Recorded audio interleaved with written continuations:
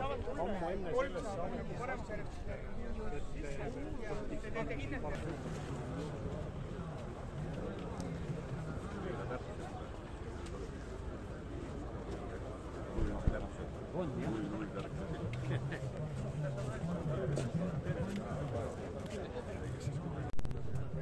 tere!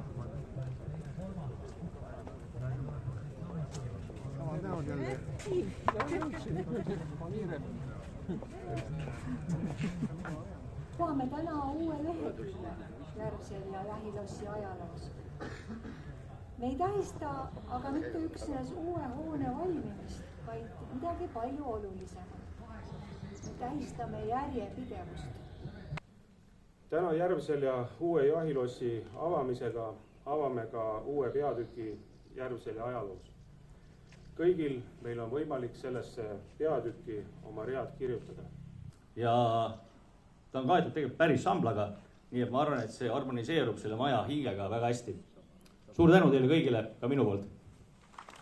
On Kastre vallavalitsus andnud välja kasutusloa sellele hoonele minu selja taga ja hoone on meile kõigile kasutamiseks ja külastamiseks väga-väga hästi ehitatud ja väga-väga hästi valmis.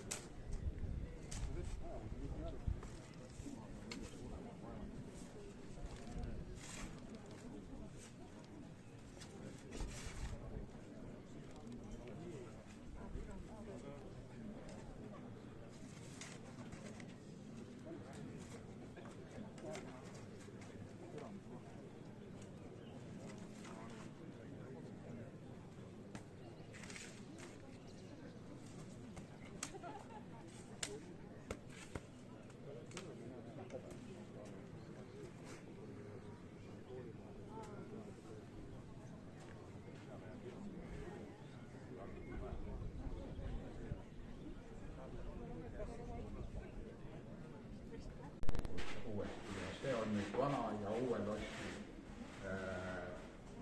kombinatsioon.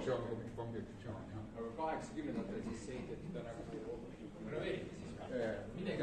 Täielikult uuesti üles. Ja vana põles täielikult ära ja siis 80-ndatel ehitati uuesti üles. Ei väga ilusad siin üliõpilased on kindlasti väga võimas kogemus.